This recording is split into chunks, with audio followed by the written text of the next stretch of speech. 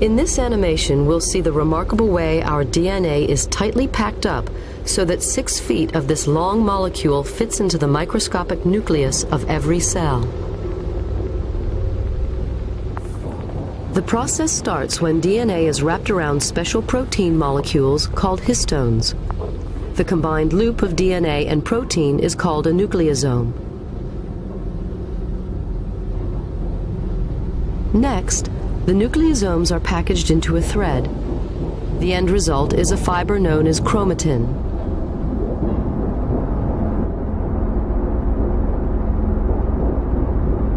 This fiber is then looped and coiled yet again.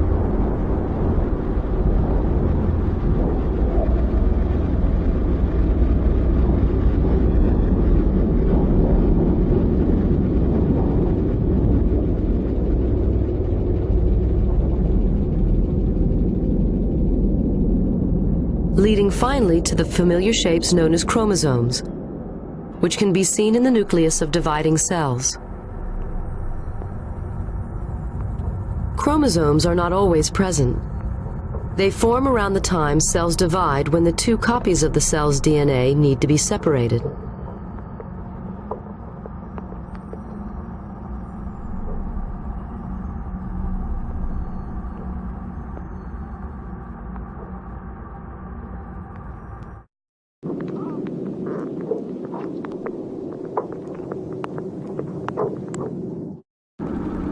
Using computer animation based on molecular research, we are now able to see how DNA is actually copied in living cells.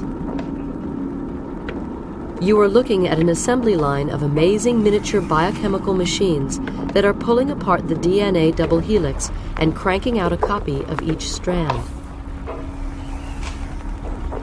The DNA to be copied enters the production line from bottom left. The whirling blue molecular machine is called helicase. It spins the DNA as fast as a jet engine as it unwinds the double helix into 2 strands. One strand is copied continuously. DNA fingerprinting.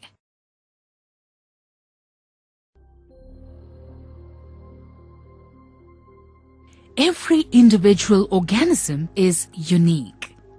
Like fingerprints,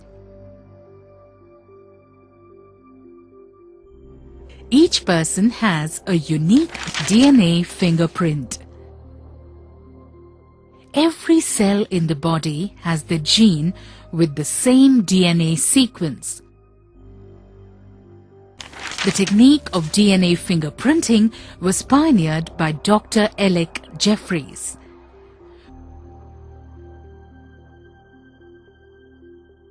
For DNA fingerprinting, a small amount of blood is taken.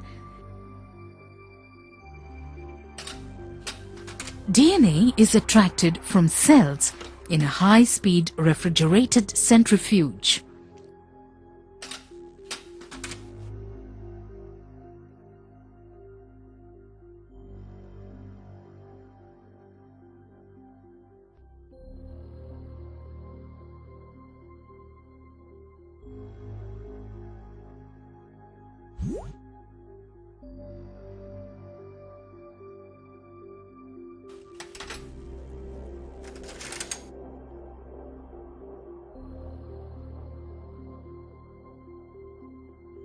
And short nucleotide repeats are identified.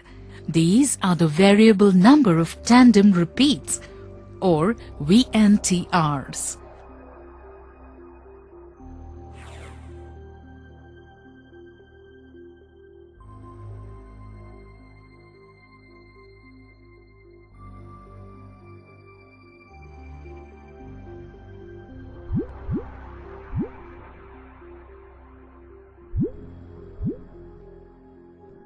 DNA is isolated by using restriction enzymes and then cut into fragments.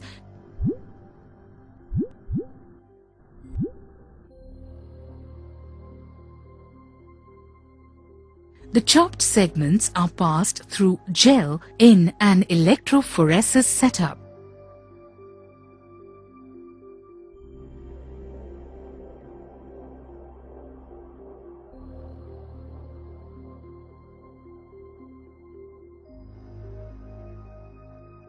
The double-stranded DNA is now split by alkali solution.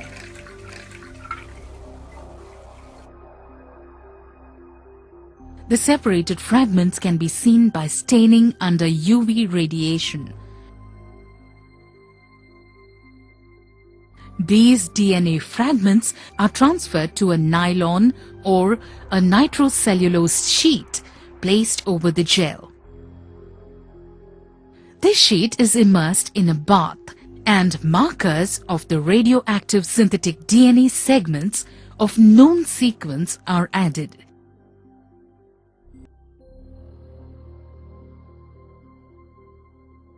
The probes target a specific nucleotide sequence,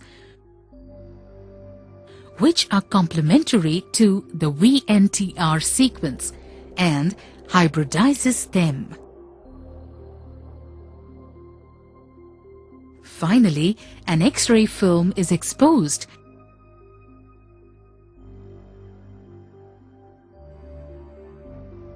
and dark bands develop at the sides, and it looks like a barcode.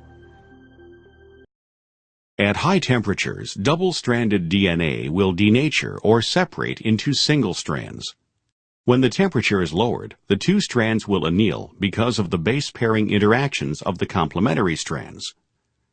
If the nucleotide sequences are similar, complementary strands from different sources will also anneal. This is called hybridization, to indicate that each strand of DNA came from a different source. Regions of double-stranded DNA in which the respective single strands hybridize to one another are said to be homologous, or have similar or identical nucleotide sequences. The high specificity of base pairing interactions between complementary strands of DNA can be used to locate a specific nucleotide sequence in a sample. If the DNA from one source is immobilized by attachment to a solid surface such as nitrocellulose, homologous DNA from another source will hybridize and be retained by the immobilized DNA. This is the basis for various DNA probe techniques.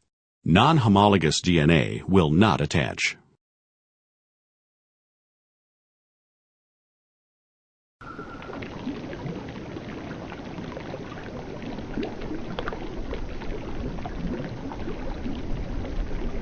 Bacteria have been helpful to genetic engineers, not only in providing them with restriction enzymes, but also with what are called plasmids. In addition to their single chromosome, many bacteria also contain tiny rings of DNA called plasmids. Plasmids are usually about 1,000 to 100,000 nucleotides long and act as independent, self-replicating molecular operators within bacteria. Plasmids are one of the ways that DNA recombination goes on within nature. While a bacteria's chromosome contains all the necessary genes to code for the bacteria's existence, plasmids provide an effective way by which traits not contained in the chromosome can be passed from bacteria to bacteria. For example, some plasmids contain genes that code for enzymes that digest certain antibiotics, such as penicillin or ampicillin. This is obviously an advantage to the bacteria. When a bacteria containing these plasmids dies, it breaks open and liberates these plasmids to the outside environment, and they are often taken up by other bacteria that then acquire the traits coded for by the plasmids. Genetic engineers can place liberated plasmids in a solution with restriction enzymes and cut them apart. The engineers then place the gene segment they wish to insert into the solution with the plasmids, and then add repair enzymes that join the pieces of DNA together at their sticky ends. These new plasmids, with their newly inserted genes, are then placed with bacteria into a different solution that enables the plasmids to readily penetrate through the cell wall and membrane of bacteria. The bacteria that are exposed to the plasmids are taken out and grown in a culture for a short time. If the plasmids into which the experimental gene, such as the gene for the production of insulin or growth hormone, is inserted, also have genes that provide resistance to ampicillin and amoxicillin, a unique technique can be used. Genetic engineers know that not all the bacteria exposed to the plasmids will absorb them. By exposing the cultured bacteria to antibiotics such as ampicillin and amoxicillin, they kill off the bacteria that didn't absorb the new plasmids, while those bacteria that did absorb the new plasmids containing the genes for antibiotic resistance and for, say, insulin or growth hormone continue to grow and thrive in the culture. Scientists continue to grow these bacteria until the insulin or growth hormone produced by them is sufficient to be extracted and purified for use by human patients. But how are genes inserted into the chromosomes and DNA of more complex organisms such as plants or animals? There are two major methods of placing DNA into the nuclei of eukaryotic cells: vectorless and vector methods. Vectorless methods of insertion of DNA don't require the use of a third intermediate organism to deliver the DNA from one species to another. Vectors, in the biological sense of the word, are organisms that carry the DNA of one species and insert it into another.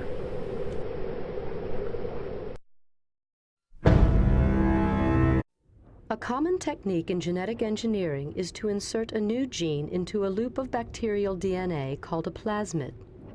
The molecular tool used to cut DNA is a restriction enzyme such as EcoR1. The enzyme has a precise shape that allows it to run along the groove of the double helix, scanning, in the case of EcoR1, for the base letter sequence GAATTC.